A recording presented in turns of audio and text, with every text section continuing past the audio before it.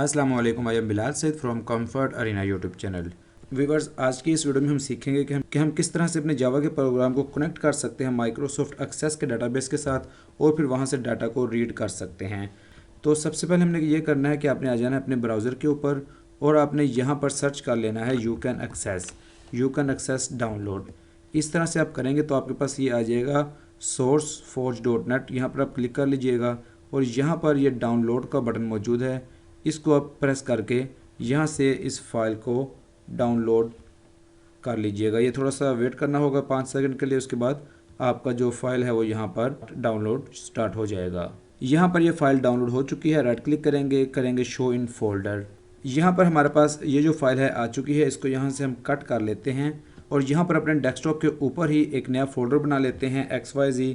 इसके अंदर हम इसको खोल के यहाँ पर पेस्ट कर देते हैं। अब हमने इस पर राइट क्लिक करना है और इसको हमने यहाँ पर एक्सट्रैक्ट कर लेना है। ये एक्सट्रैक्ट हो जाएगी। इसको ओपन करेंगे। यहाँ पर ये वाली फाइल मौजूद है यू कैन एक्सेस 5.0.1।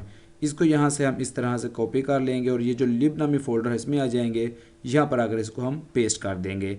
यहाँ पर 4 फाइलें पहले से मौजूद है और एक अभी हमने पेस्ट की है। टोटल 5 फाइलें आ चुकी हैं। अब हमने आ जाना है अपने VS कोड के अंदर और यहाँ पर हमारे पास ये जो हमारा फोल्डर है ओपन है। इस पर हम इस तरह से राइट क्लिक करेंगे और जावा प्रोजेक्ट्स पे क्लिक करेंगे।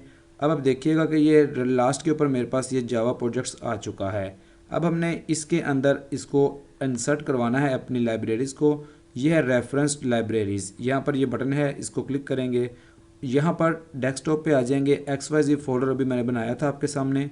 डबल क्लिक करते हैं, इस पर आते हैं, डबल क्लिक करते हैं, फिर डबल क्लिक करते हैं। ये LIB है, इस पर आ जाते हैं और इन सब को हम इस तरह से ऑल सेलेक्ट करके यहाँ पर सेलेक्ट जार लाइब्रेरीज़ कर लेते हैं। तो आप देखिएगा कि ये 5 लाइब्रेरीज़ यहाँ पर मेरे पास आ चुकी हैं। अब इसके बाद हमने आ जाना है एक्सेस का एक डाटाबेस बना लेना है छोटा सा। हम आ जाते हैं यहाँ पर दिस PC में और आ जाते हैं D ड्राइव के अंदर। यहाँ पर मेरे पास ये फोल्डर है जावा नामी, इस पर मैंने क्लिक किया है। यहाँ पर मेरे पास एक्सेस की एक फ़ाइल मौजूद है DB। ये जो हमने डाटाबेस बनाया है ये आप देख लीजिए। इसके अंदर 4 कॉलम्स हैं। एक ID है, टाइप नंबर है, पर्सन का नेम, पर्सन का एड्रेस टेक्स्ट है और पर्सन का जो नंबर है वो भी इसके डाटा टाइप नंबर है। इसके अंदर हमने कुछ डमी डाटा डाला है, आप देख रहे हैं 1 2 3 4 रोज इसके अंदर मौजूद हैं। इसको हमने सेव करवा लिया है। डाटाबेस का हमने नाम रखा है db.accdb। तो इस फाइल को हम यूज़ करेंगे, इसके साथ अपने सिस्टम को कनेक्ट करेंगे और इसके अंदर से डाटा को रीड करेंगे। यहाँ पर आपने आ जाना है अपने ब्राउज़र में और आपने आ जाना है सर्च के अंदर। यहाँ पर आपने लिख लेना है माइक्रोसॉफ्ट एक्सेस डाटाबेस इंजन। इस तरह से आ जाएगा। यहाँ पर आपने इस पर क्लिक कर लेना है और यहाँ पर आप आ जाइएगा, डाउनलोड के ऊपर क्लिक कर लीजिएगा।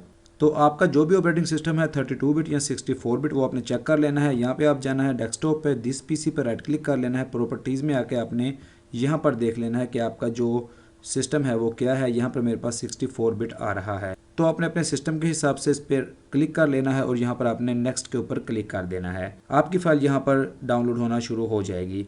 जब आपकी ये फ़ाइल डाउनलोड होकर मुकम्मल हो जाएगी तो आपने इसको ओपन करके इसको इंस्टॉल कर लेना है। तो उसके बाद आपने आ जाना है यहाँ पर अपने कंट्रोल पैनल के अंदर। कंट्रोल पैनल में आपके पास इस तरह का व्यू आ रहा होगा। अगर आपका इस तरह का व्यू आ रहा है तो आपने यहाँ पर आके इसको आपने इस तरह से ले आना है। एडमिनिस्ट्रेटिव टूल के ऊपर आप आ जाएंगे और यहाँ पर आप आ जाएंगे ODBC डाटा सोर्स के ऊपर। आपने डबल क्लिक कर लेना है और आपने आ जाना है यहाँ पर सिस्टम DSN के ऊपर। यहाँ पर आपने ऐड करना है और यहाँ पर आपके पास जो माइक्रोसॉफ्ट एक्सेस का ड्राइवर है ये वाला जिसके आगे MDB और ACCDB है, इसको आपने इस तरह से फिनिश कर लेना है।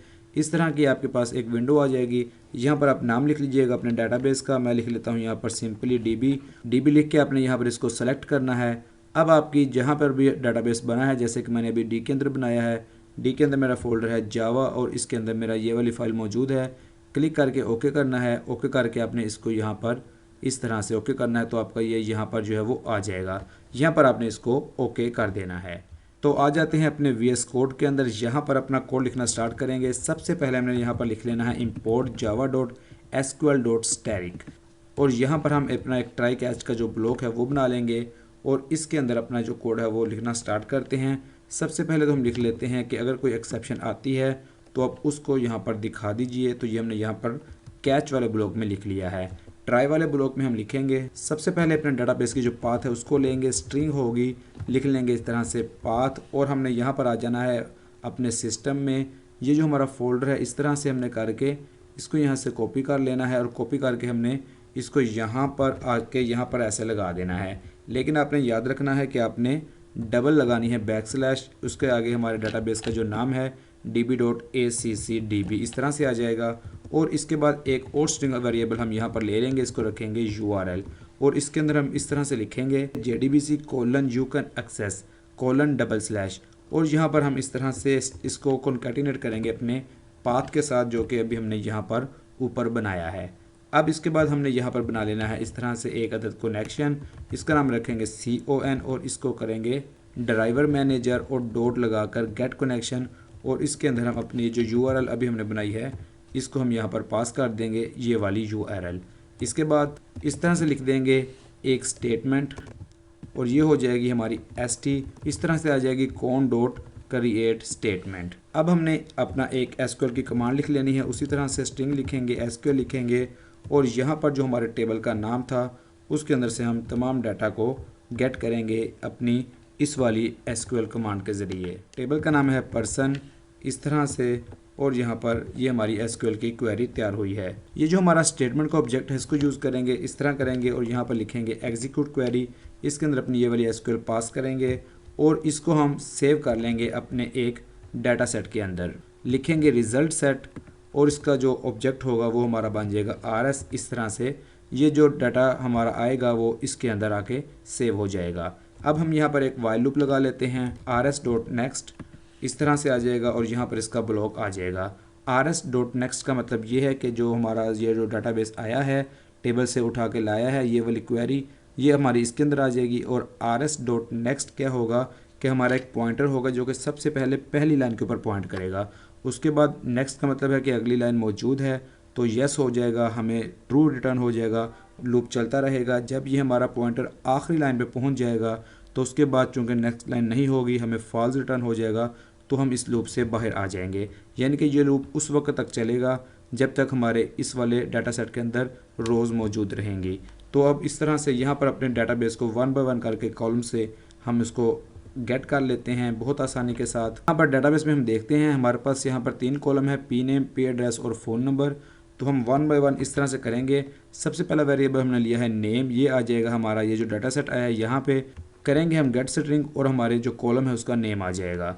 इसी तरह से दूसरा कॉलम है उसको हम इस तरह से ले लेंगे, एड्रेस के अंदर rs.getString पी एड्रेस आ जाएगा, वही हमने यहाँ पर अपने कॉलम का नेम देना है जो कि हमारे डाटाबेस में कॉलम का नेम है।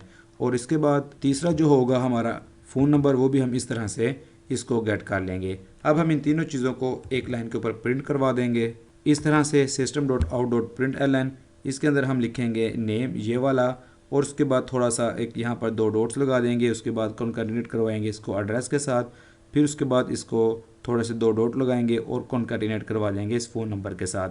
तो हमारी इस रिज़ल्ट सेट में या डाटा सेट में जितनी भी रोज़ आ जाएंगी वो हमारे 1 बाय 1 करके हमारे टर्मिनल के ऊपर प्रिंट हो जाएंगे। इसको सेव कर लेते हैं और यहाँ से हम इसको रन कर लेते हैं। तो यहाँ पर लेफ्ट पैनल में आ जाते हैं, राइट क्लिक करते हैं और यहाँ पर करते हैं हम रन जावा। तो यहाँ पर आप देखिए कि ये जो हमारी रोज़ थी, पहली रो, दूसरी रो, तीसरी रो और चौथी रो, ये यहाँ पर आ चुकी है हमारे डाटाबेस में से।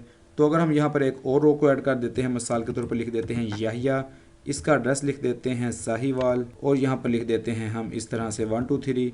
तो अब देखते हैं इसके अंदर हम इसको दोबारा रन करते हैं तो देखते हैं कि 5वीं लाइन यहाँ पर आती है या नहीं।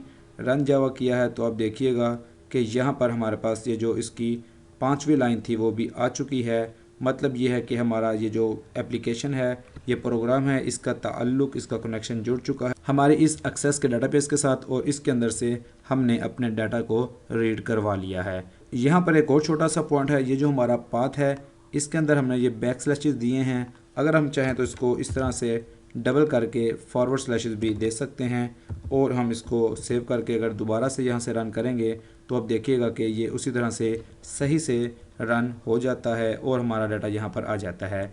यानी कि पाथ के अंदर आप इसको बैक स्लैशेस से भी काम चला सकते हैं और फॉरवर्ड स्लैशेस से भी काम चला सकते हैं, लेकिन स्लैशेस डबल आएंगी। तो व्यूअर्स, उम्मीद है आपको आज की वीडियो पसंद आई होगी। इसको लाइक और शेयर ज़रूर कीजिएगा और हमारे चैनल कंफर्ट अरीना को ज़रूर सब्सक्राइब कीजिएगा। It is Bilal Saeed signing off. अल्लाह हाफिज़।